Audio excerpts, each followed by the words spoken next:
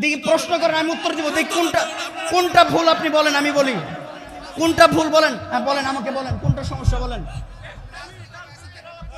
রাজনীতি কোরআন থেকে আলোচনা করে না যায়। কোনটা কোনটা কোরআনের ভিতরে রাজনীতি নাই তাহলে বলা যাবে না? ঠিক আছে, আচ্ছা শুনেন, কোরআনের ভিতরে রাজনীতির আলোচনা আছে, এরপরে বলা যাবে না।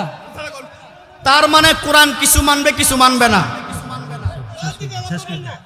বাংলাদেশের দেখেন, কোরআনের ভিতরে রাজনীতির আলোচনা আছে, উনি মানেন, এরপরে বলতে দিবে না। তার মানে কোরআন কিছু মানে, কিছু মানবে না। ভুল কোনটা করছে বলেন, কোনটা ভুল হয়েছে বলেন তো দেখি। ভুল কোনটা হয়েছে বলেন তো দেখি।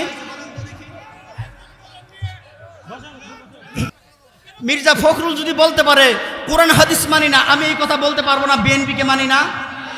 মির্জা ফখরুল যখন বলছে শরীয়ত মানি না, তখন আপনি কোথায় ছিলেন বলেন তো? কোরআন থেকে মির্জা ফখরুলের কুফরি কথার প্রতি আপনার এত ভালোবাসা কেন বলেন তো?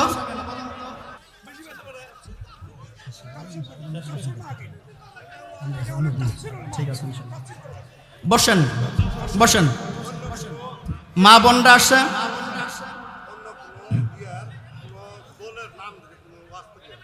শোনেন, দলের নামটা উদ্দেশ্য না। যারা যারা সরাসরি শরীয়তের নাম ধরে কথা বলে, বসেন বসেন বসেন।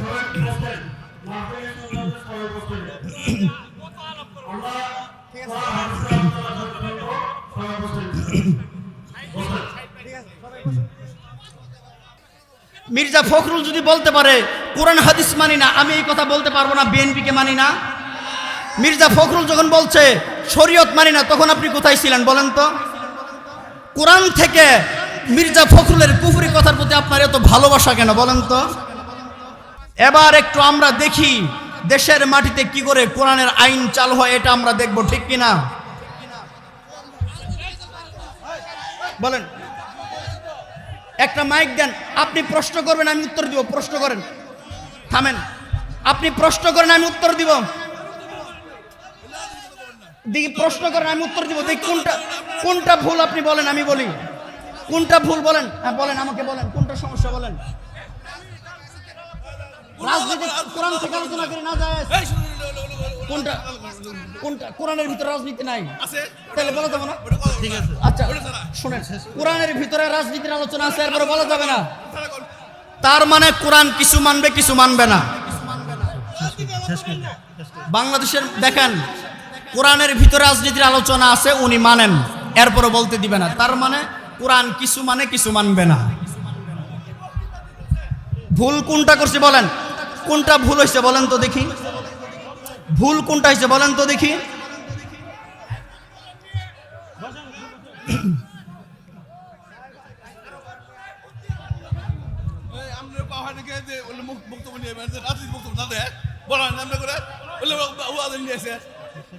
বলেন তো, কোরআনের বাহিরে আলোচনা ছিল? সমস্যা কোথায় মানুষের? আমি যেই কথাগুলো বলছি, একটা কথা বের করুন তো যেটা কোরআন হাদিসে নাই। মির্জা ফখরুল যদি বলতে পারে কোরআন হাদিস মানি না, আমি এই কথা বলতে পারবো না বিএনপিকে মানি না। মির্জা ফখরুল যখন বলছে শরীয়ত মানি না, তখন আপনি কোথায় ছিলেন বলেন তো? কোরআন থেকে মির্জা ফখরুলের কুফরি কথার প্রতি আপনার এত ভালোবাসা কেন বলেন তো?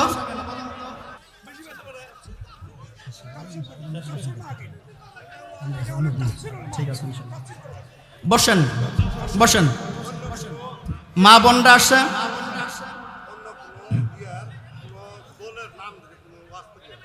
শোনেন, দলের নামটা উদ্দেশ্য না। যারা যারা সরাসরি শরীয়তের নাম ধরে কথা বলে, বসেন বসেন বসেন। আমি আলোচনা, আপনারা বসেন, শান্ত হন, দেখেন কিছু কথা শুনে। আর কয়েকটা কথা বলছি, আমি শেষ করে দিচ্ছি। আমাদের প্রত্যেককেই কবরে যেতে হবে, ঠিক কিনা? দুনিয়াতে কই দিন বাঁচতে পারবো আমরা বলেন তো?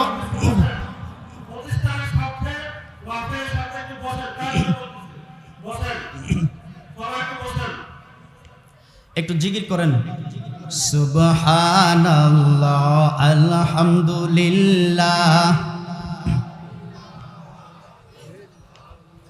সুবহানাল্লাহ আলহামদুলিল্লাহ, লা ইলাহা ইল্লাল্লাহ, লা ইলাহা।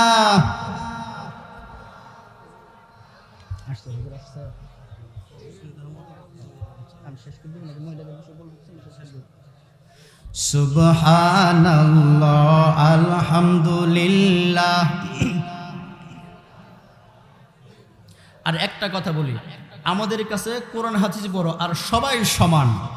কথা বলেন, আমি নির্দিষ্ট কোনো দলকে কোনো ব্যক্তিকে আক্রমণ করতে চাইনি। আমি যা বলছি সব দলকে বলেছি, সব দলের নাম আমি বলিনি। আমরা মুসলমান, কোরআন আর হাদিস আমাদের কাছে আগে। আল্লাহ তাআলা আমাদেরকে কোরআন আর হাদিস অনুযায়ী আমল করার তৌফিক দান করেন, কোরআন এবং হাদিস আমাদেরকে বুঝার তৌফিক দান করেন।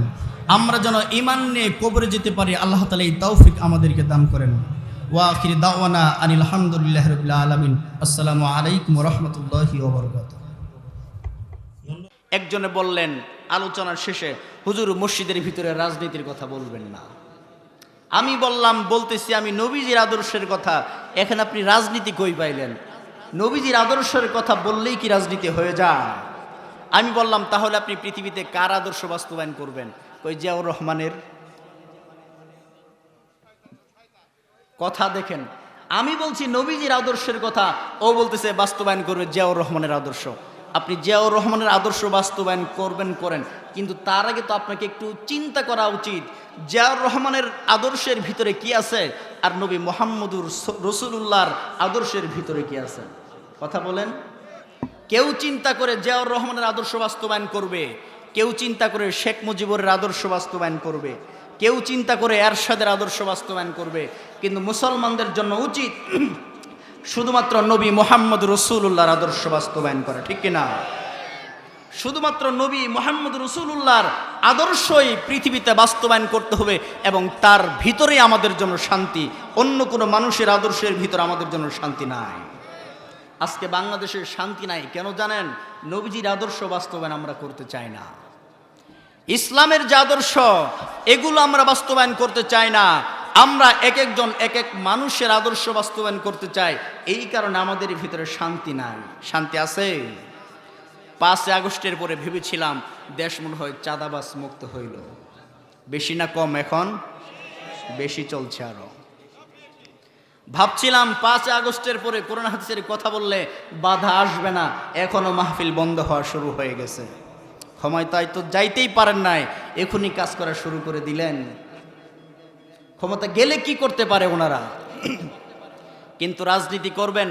রাজনীতি শব্দের অর্থ জানেন আপনারা? আলোচনার প্রসঙ্গে চলে আসছে, আপনাদের মাথাটা একটু পরিষ্কার করি, কয়েক মিনিট সময় দিবেন। রাজনীতি আমার দেশের মানুষেরা বুঝে না। রাজনীতি শব্দের অর্থ কি আমার দেশের মানুষেরা বুঝে না। প্রতি মুহূর্ত মানুষ কুফরি করে চলছে, প্রতি মুহূর্ত। রাজ মানে রাজ্য, রাজ মানে দেশ, রাজ মানে দেশ, নীতি মানে নিয়ম, নীতিমালা। রাজনীতি মানে হচ্ছে রাষ্ট্র পরিচালনা করার নীতিমালা। যেই নীতির অনুসরণ মানুষ করবে পৃথিবীতে শান্তিতে বসবাস করার জন্য, সেই নীতিকেই রাজনীতি বলা হয়। মানুষ কোন নীতিতে চললে শান্তিতে থাকতে পারবে, এটা আল্লাহ বেশি বুঝে না মানুষ বেশি বুঝে? বিশ্বাস করেন, কোরআনুল কারিমে রোজার কথা যতবার বলা হয়েছে, হজের কথা যতবার বলা হয়েছে, নামাজের কথা যতবার বলা হয়েছে, তার চাইতে অসংখ্যবার বেশি কোরআনের ভিতরে রাজনীতির কথা বলা হয়েছে। কিন্তু আমার দেশের মূর্খ মানুষ যারা রাজনীতির সাথে জড়িত, কোরআন তো দেখেই পড়তে পারে না, অনুবাদ কি পড়বে? কোরআন তো দেখেই পড়তে পারে না, অনুবাদ কি করবে, তাফসির কি করবে? এই কারণে তারা মনে করে কোরআনের ভিতরে রাজনীতির কথা নাই। বিশ্বনবী 10 বছর রাজনীতি করেছেন। যেই মানুষ রাষ্ট্র পরিচালনা করে তিনি বুঝি রাজনীতি করেন না? কথা বলেন। যিনি রাষ্ট্র পরিচালনা করে তিনি রাজনীতি করে না। নবীজি 10 বছর রাষ্ট্র পরিচালনা করেছেন। 10 বছর আলেমদের কাছে জিজ্ঞেস করবেন, বলবে আপনি তো জানেন না, এই কারণে মনে করেন হুজুররা নামাজের কথা বলবে, রাজনীতির কথা বলে কেন? বিশ্বাস করেন, কিছু কিছু আয়াত দ্বারাই বোঝা যায় নামাজ মানুষ পড়বে ঠিক, রোজা মানুষ করবে ঠিক, হজ মানুষ পালন করবে, একথাও ঠিক, কিন্তু রাজনীতির গুরুত্ব নামাজ রোজার চাইতেও বেশি। কোরআন থেকে বলছি, আমি বলছি, প্রমাণ দেখেন। রব্বুল আলামিন যখন মানুষ সৃষ্টি করবেন, ফেরেশতাদেরকে রব্বুল আলামিন বলেছিলেন মানুষ সৃষ্টির কথা। সূরা বাকারার শুরুতে এসেছে, রব্বুল আলামিন বলেন, ওয়া ইয ক্বালা রাব্বুকা লিল মালাইকাতি ইন্নী জাঈলুন ফিল আরদি খলিফা। রব্বুল আলামিন ফেরেশতাদেরকে বললেন, ওয়া ইয ক্বালা রাব্বুকা লিল মালাইকাতু ইন্নী জাঈলুন ফিল আরদি খলিফা। রব্বুল আলামিন বললেন, ইন্নী অবশ্যই আমি, জাঈলুন বানাবো। জাঈলুনকে সৃষ্টি করার অর্থে ব্যবহার করা হয়, কিন্তু এরপরও জাঈলুন শব্দের নিজস্ব অর্থ হলো বানানো। আল্লাহ বললেন, ইন্নী জাঈলুন আমি বানাবো, ফিল আরদি পৃথিবীতে, খলিফাতান প্রতিনিধি। আল্লাহ বললেন আমি পৃথিবীতে প্রতিনিধি বানাবো, আমি পৃথিবীতে প্রতিনিধি পাঠাবো, পৃথিবীতে প্রতিনিধি বানাবো। যুবকরা হাতে হাতে টাচ মোবাইল, গুগলে সার্চ করো প্রতিনিধি শব্দের অর্থ কি। প্রতিনিধি শব্দের সহজ বাংলা হলো যাকে দায়িত্ব দিয়ে পৃথিবীতে পাঠানো হয়। যাকে দায়িত্ব দেওয়া হয়, দায়িত্ব মানে কোন দায়িত্ব? পরে বলি, রব্বুল আলামিন বললেন, ও ফেরেশতারা, আমি পৃথিবীতে দায়িত্ব দিয়ে প্রতিনিধি পাঠাবো, দায়িত্ব দিয়ে প্রতিনিধি পাঠাবো। আল্লাহ তো মানুষ পাঠাবেন, কিন্তু আল্লাহ বলেন নাই পৃথিবীতে জাঈলুন ফিল আরদিন নাস, পৃথিবীতে মানুষ পাঠাবে, কথা বলে নাই। রব্বুল আলামিন একথাও বলেন নাই পৃথিবীতে মানুষ সৃষ্টি করব। মানুষ সৃষ্টির শুরুর আলোচনা রব্বুল আলামিন বললেন, ও ফেরেশতারা, আমি পৃথিবীতে প্রতিনিধি পাঠাবো, খলিফা বানাবো, খলিফা পাঠাবো। খলিফার দায়িত্বটা কি? খলিফার কি কাজ? রব্বুল আলামিন অন্য আয়াতের ভিতরে নিজেই ব্যাখ্যা করলেন। রব্বুল আলামিন বললেন, ইয়া দাউদ ইন্না জাআলনাকা, ও দাউদ আমি তোমাকে বানিয়েছি খলিফাতান ফিল আরদি ফাহকুম বাইনান নাস বিল হক। আল্লাহ বললেন, ও দাউদ নবী, আমি তোমাকে পৃথিবীতে খলিফা বানিয়েছি, প্রতিনিধি বানিয়েছি। তোমার দায়িত্ব হলো পৃথিবীতে ন্যায় বিচার প্রতিষ্ঠিত করা। তোমার দায়িত্ব হলো পৃথিবীতে ন্যায় বিচার প্রতিষ্ঠিত করা। ন্যায় বিচার মানে কি? চুরি করলো একজন, শাস্তি হলো হাত কেটে দিতে হবে। মদ পান করলো একজন, শাস্তি হলো 80 দৌড়া মারতে হবে। জানা করলো একজন, বিবাহিত হলে গলা পর্যন্ত মাটির নিচে পুঁতে পাথর দিয়ে আঘাত করে করে মেরে ফেলতে হবে। এগুলো কোরআনের বিধান, কোরআনের আইন, ঠিক কিনা? এগুলো হলো ন্যায় বিচার। আল্লাহ বললেন, দাউদ আমি তোমাকে খলিফা বানিয়েছি, প্রতিনিধি বানিয়েছি। দাউদ কি ছিলেন পৃথিবীতে? প্রতিনিধি ছিলেন, খলিফা ছিলেন, বাদশা ছিলেন, সরকারের প্রধান ছিলেন। যিনি সরকারের প্রধান তাকেই খলিফা বলা হয় কোরআনের ভাষায়। যিনি সরকারের প্রধান তাকেই আল্লাহর ভাষায় খলিফা বলা হয়।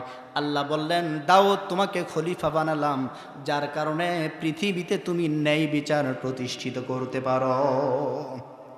আজকে এখানে যদি কোনো মানুষ চুরি করে, আমি যদি তার হাত কেটে দেই, কালকে আমি এখানে থাকবো না জেলে থাকবো? বলেন তো। যারা ক্ষমতায় আছেন তারা যদি আজকে সংসদে আইন লেখেন, যারা চুরি করবে তাদের শাস্তি হাত কেটে দেওয়া হবে, এরপর যদি পুলিশ হাত কেটে দেয়, তাহলে তাদেরকে জেলে থাকতে হবে না বাহিরেই থাকবে? তাহলে আইন প্রণয়ন করার, আইন বাস্তবায়ন করার ক্ষমতা সংসদে যারা থাকে তাদের। কথা বলেন। সংসদে যারা থাকে তাদের হচ্ছে আইন বাস্তবায়ন করার ক্ষমতা। আল্লাহ দাউদ নবীকে বলেছেন, আমি তোমাকে পৃথিবীতে ন্যায় বিচার বাস্তবায়ন করার ক্ষমতা দিয়েছি।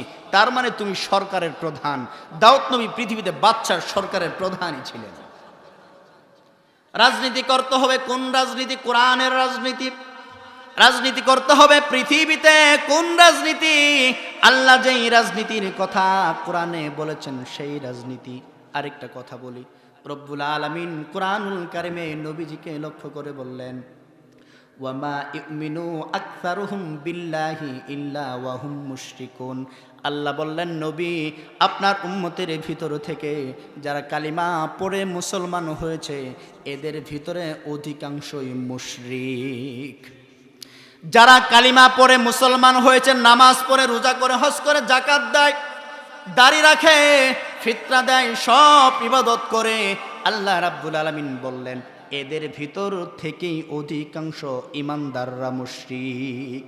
যারা মুশরিক প্রকাশ্যে অগ্নি পূজা করে তাদের কথা বলেন নাই, যারা হিন্দু তাদের কথা বলেন নাই, যারা ঈমান এনেছে রব্বুল আলামিন তাদের কথা এখানে বলেছে। যারা আপনার উম্মতের ভিতরে কালিমা পড়ে মুসলমান তাদের ভিতরে অধিকাংশ, আল্লাহ রাব্বুল আলামিন আকসার শব্দ ব্যবহার করেছেন। আকসার মানে অধিকাংশ, কমপক্ষে শতকরা 51 জন। যেহেতু রব্বুল আলামিন অধিকাংশ ব্যবহার করেছেন, তার মানে শতকরা কমপক্ষে 51 জন মুশরিক ঈমান আনার পরেও বাংলাদেশে যদি 18 কোটি মানুষ হয়, 2 কোটি অন্যান্য ধর্ম, 16 কোটি মুসলমান, আল্লাহ বললেন ঈমানদারদের ভিতরে অধিকাংশ মুশরিক। তার মানে 16 কোটির ভিতরে কমপক্ষে 9 কোটি মুশরিক হয়ে আছে। কথাগুলো বাস্তব বুঝার চেষ্টা করবেন। কমপক্ষে 16 কোটির ভিতরে 9 কোটি মুশরিক হয়ে আছে।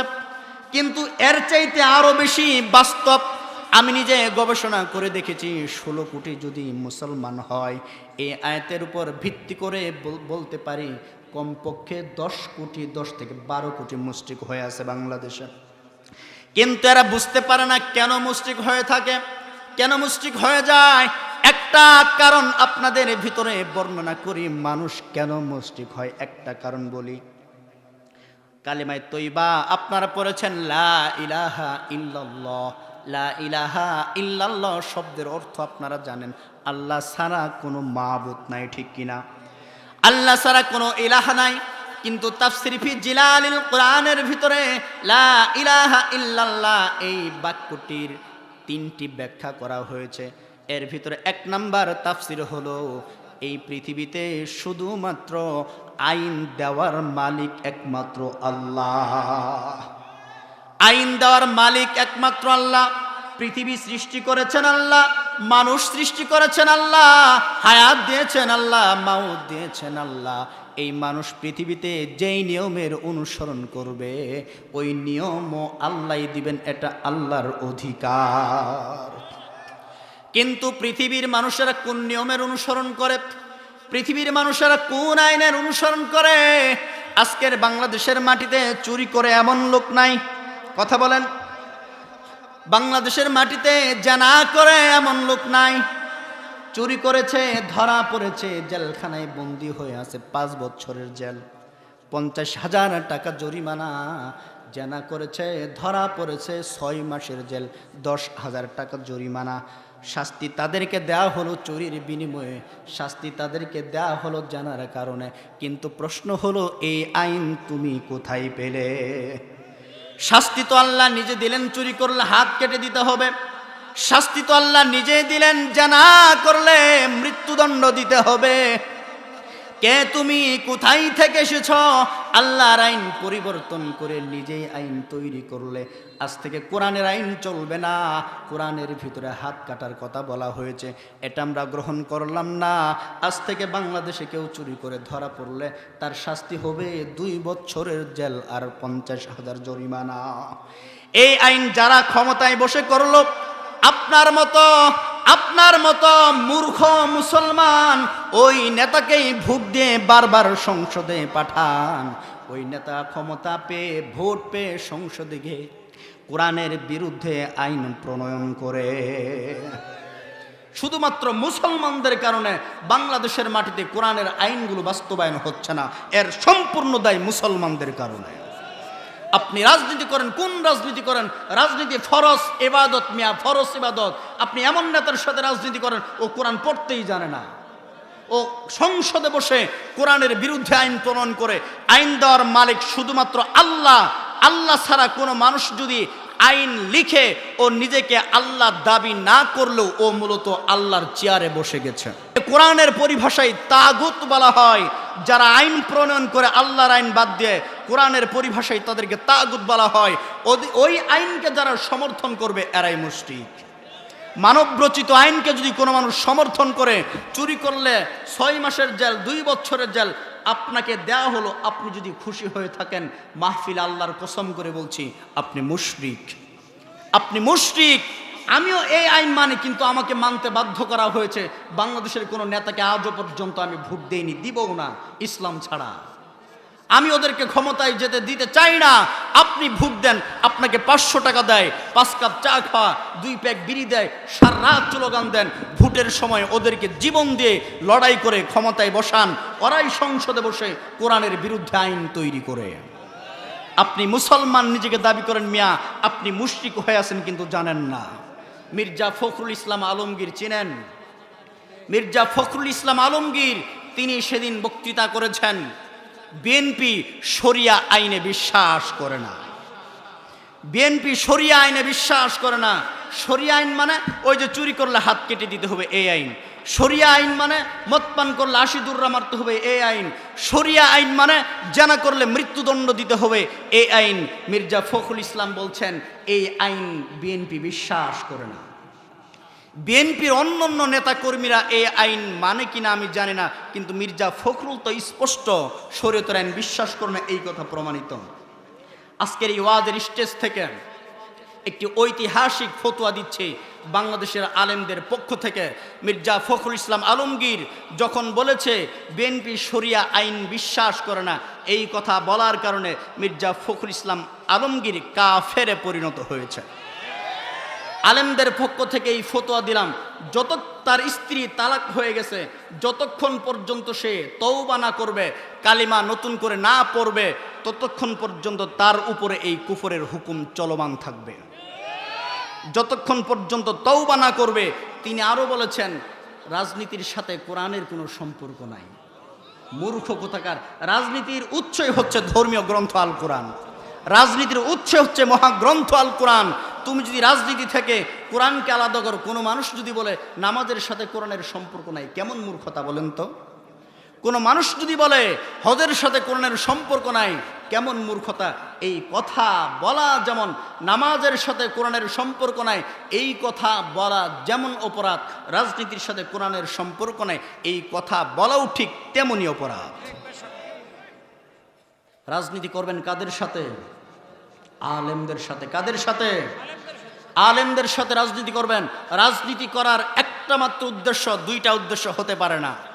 রাজনীতি করার একটা মাত্র উদ্দেশ্য হতে হবে, আমি রাজনীতি করি এই উদ্দেশ্যে যাতে করে কোরআনের আইনকে সংসদে বাস্তবায়ন করতে পারি, যেন কোরআনের আইনকে বাংলাদেশে বাস্তবায়ন করতে পারি। এই উদ্দেশ্য ছাড়া যত উদ্দেশ্যে আপনি রাজনীতি করবেন, আপনার জন্য কুফর, হারাম এবং শিরিকের গুনাহ হবে। ফতোয়া দিয়ে গেলাম, পারলে পাল্টাইন ফতোয়াটা। একটা মাত্র উদ্দেশ্য ছাড়া কোরআনকে বাংলাদেশের মাটিতে বাস্তবায়ন করব, কোরআনের আইনকে, এই উদ্দেশ্য ছাড়া দ্বিতীয় এমন কোনো উদ্দেশ্য নাই যে উদ্দেশ্যে রাজনীতি করা জায়েজ হতে পারে। আপনি তো ধর্ম জানেন না, পড়তে পারেন না, এই জন্য কথাগুলো আপনারা এইভাবে বলতে পারেন। এতগুলা মানুষ, হাজার হাজার মানুষ জীবন দিল, হাজার হাজার মানুষ আহত হলো এই 24-এর গণ অভ্যুত্থানে, ঠিক কিনা? কেন দিয়েছে জীবন? যাতে করে খুনি হাসিনার দুঃশাসন থেকে এ দেশ এবং দেশের মানুষকে রক্ষা করা যেতে পারে, যাতে করে দেশের মানুষকে চাঁদাবাজি, দখলদারি থেকে রক্ষা করা যেতে পারে। কিন্তু 5 আগস্টের পরে আবারও আমরা দেখতে পেলাম বাংলাদেশে আবারও চাঁদাবাজি, দখলদারি শুরু হয়ে গেছে। আগের কায়দা এখনো চলতেছে। Bus stand, truck station, Balughat সব দখল করার শেষ। সব 53 বছর বাংলাদেশ স্বাধীন হয়েছে, বারবার তো নির্বাচিত সরকারি দেশ চালিয়েছে, ঠিক কিনা? দেশের মানুষের ভাগ্য কিন্তু পরিবর্তন হয় নাই। স্বাধীনতার পর থেকে বাংলাদেশের মানুষ আজও পর্যন্ত স্বাধীনতার সফলতা, স্বাধীনতার সুফল ভোগ করতে পারে নাই। 24-এর গণ অভ্যুত্থান, এতগুলো মানুষ জীবন দিয়েছে, এত মানুষ মারা গিয়েছে। যেই সরকার বসেছে থাকুক না 4-5টা বছর, অসুবিধা কোথায়? কথা বলেন, অসুবিধা কোথায়? দেশ তো চালাইতেছে, চলুক না। এত নির্বাচন করতে হবে কেন রে ভাই? এত মানুষ মারা গেল, এত আন্দোলন হলো, 2 মাস যেতে না যেতেই চেঁচামেচি শুরু করে দিয়েছেন, নির্বাচন দেন। দেশটা ঠিক মতো খেতে পারছে না, যতটুকু খাইতেছে এতটুকু হইতেছে না, পেট ভরে না ওনাদের। আন্দোলন তো আমরাও করেছিলাম বহুবার, হাসিনাকে সরাইতে পারি নাই, তো পেরেছি? পারি নাই। আপনারাও আন্দোলন করেছেন 16 বছর, হাসিনাকে সরাতে পারেন নাই। কিন্তু বাংলাদেশে ছাত্রদের নেতৃত্বে এদেশের মানুষ হাসিনাকে বাংলাদেশ থেকে তাড়িয়ে দিয়েছেন। যে সমন্বয়কদের মাধ্যমে এদেশ স্বাধীনতা লাভ করেছে, যে সমন্বয়কদের মাধ্যমে এদেশের মানুষ খুনি হাসিনার দুঃশাসন থেকে রক্ষা পেয়েছে, তারা আমাদের জাতীয় নেতা, ঠিক কিনা? যেই সমস্ত সমন্বয়ক হাসানাত সার্জিস, নাহিদ, আসিফ, আব্দুল মান্নান সহ সারা বাংলাদেশের জেলা উপজেলায় যত ছাত্র সমন্বয়ক রয়েছে, এরা আমাদের জাতীয় নেতা। মানলে অসুবিধা কোথায়? বাবা মার ছোট সন্তান যদি 5 টাকার কাজ করে, মা বাবা খুশি হয়ে 100 টাকার প্রশংসা করে। আমাদের যে সমন্বয়ক বয়স কম হলেও ওরা তো 100 টাকার কাজই করেছে, আপনারা 5 টাকার মূল্য তাদেরকে দিতে চান না, কারণ কি বলেন তো? কারণ কি আপনাদের? ওরা এত আন্দোলন করছে, আপনারা আন্দোলনে ছাত্র সমন্বয়কদের পিছনে ছিলেন, আমরা অস্বীকার করি না, আপনাদের অবদান আছে, পিছনে ছিলেন, এখনো পিছনেই থাকেন, সাথেই থাকেন। সমন্বয়কদের বিরুদ্ধে যাওয়ার অপচেষ্টা করবেন না, আলেমদের বিরুদ্ধে অপচেষ্টা করবেন না, ইসলামের বিরুদ্ধে যাওয়ার চেষ্টা করবেন না। এদেশের মানুষ 53 বছর স্বাধীনতার পরে স্বাধীনতার সুফল ভোগ করতে পারে নাই। এদেশের মানুষ এখন ঐক্যবদ্ধ। অনেক দেখেছি তোমাদের শাসন, এবার কোরআনের শাসন দেখতে চায়। বাংলাদেশের মানুষ এখন ঐক্যবদ্ধ। সব দেখেছি, বঙ্গবন্ধুর শাসনামল দেখেছি, জিয়াউর রহমানের শাসনামল দেখেছি, খালেদা জিয়ার, শেখ হাসিনার শাসনামল, এরশাদের শাসনামল দেখেছি। এখন কোরআনের শাসনামল দেখতে চাই, এখন আলেমদের শাসনামল দেখতে চাই। কোরআনের শাসনে চলবে ইনশাল্লাহ বাংলাদেশে। রাজি আছেন তো ইনশাল্লাহ? ভোট দিবেন কাদেরকে? ইসলামিক দলগুলোকে, ঠিক কিনা? কোরআনের আইন বাংলাদেশে চালু হোক, চান কিনা? নারায়ে তাকবীর! দিন ইসলাম, দিন ইসলাম, আল কোরআনের আলো, আল হাদিসের আলো দেশের মানুষ চায়, আমরা চাই। অনেক দেখেছি, এবার একটু কোরআনের আমলটা দেখি আমরা, এবার একটু আমরা দেখি দেশের মাটিতে কি করে কোরআনের আইন চালু হয়, এটা আমরা দেখব, ঠিক কিনা? বলেন, একটা মাইক দেন, আপনি প্রশ্ন করবেন, আমি উত্তর দিব। প্রশ্ন করেন, থামেন, আপনি প্রশ্ন করেন, আমি উত্তর দিব। দেখি প্রশ্ন করেন, আমি উত্তর দিব। দেখি কোনটা ভুল আপনি বলেন, আমি বলি। কোনটা ভুল বলেন, হ্যাঁ বলেন, আমাকে বলেন কোনটা সমস্যা বলেন। রাজনীতি কোরআন থেকে আলোচনা করে না যায়। কোনটা কোরআনের ভিতরে রাজনীতি নাই, তাহলে বলা যাবে না? ঠিক আছে, আচ্ছা শুনেন, কোরআনের ভিতরে রাজনীতির আলোচনা আছে, এরপরে বলা যাবে না। তার মানে কোরআন কিছু মানবে, কিছু মানবে না। বাংলাদেশের দেখেন, কোরআনের ভিতরে রাজনীতির আলোচনা আছে, উনি মানেন, এরপরে বলতে দিবে না। তার মানে কোরআন কিছু মানে, কিছু মানবে না। ভুল কোনটা করছে বলেন, কোনটা ভুল হয়েছে বলেন তো দেখি। ভুল কোনটা হয়েছে বলেন তো দেখি।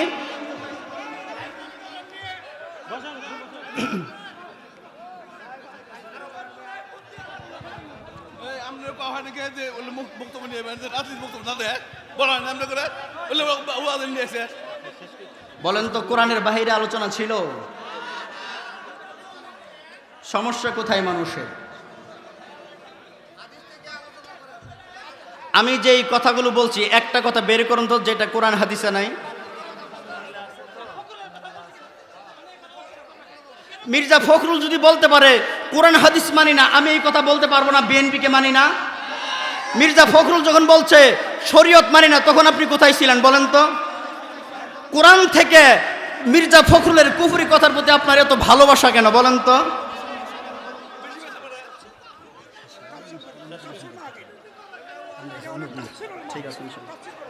বসেন বসেন, মা বোনরা আসছে।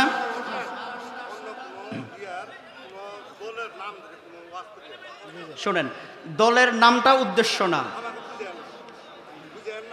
যারা যারা সরাসরি শরীয়তের নাম ধরে কথা বলে, বসেন বসেন বসেন।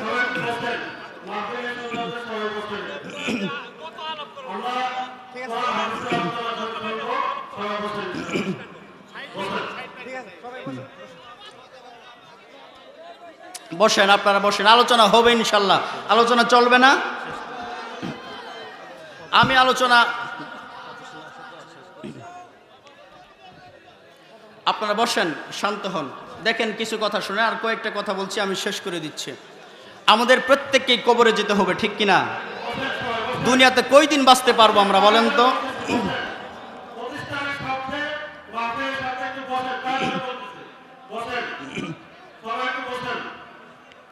একটু জিকির করেন, সুবহানাল্লাহ আলহামদুলিল্লাহ,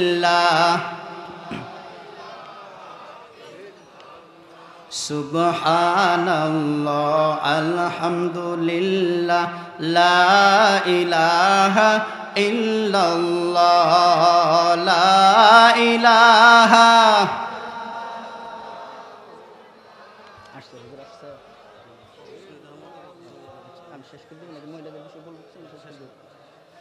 সুবহানাল্লাহ আলহামদুলিল্লাহ। আর একটা কথা বলি, আমাদের কাছে কোরআন হাদিস বড়, আর সবাই সমান। কথা বলেন, আমি নির্দিষ্ট কোনো দলকে, কোনো ব্যক্তিকে আক্রমণ করতে চাইনি। আমি যা বলছি সব দলকে বলেছি, সব দলের নাম আমি বলিনি। আমরা মুসলমান, কোরআন আর হাদিস আমাদের কাছে আগে। আল্লাহ তাআলা আমাদেরকে কোরআন আর হাদিস অনুযায়ী আমল করার তৌফিক দান করেন। কোরআন এবং হাদিস আমাদেরকে বুঝার তৌফিক দান করেন। আমরা যেন ঈমান নিয়ে কবরে যেতে পারি, আল্লাহ তাআলা এই তৌফিক আমাদেরকে দান করেন। ওয়া আখির দাওয়ানা আনিল হামদুলিল্লাহি রাব্বিল আলামিন। আসসালামু আলাইকুম ওয়া রাহমাতুল্লাহি ওয়া বারাকাতুহু।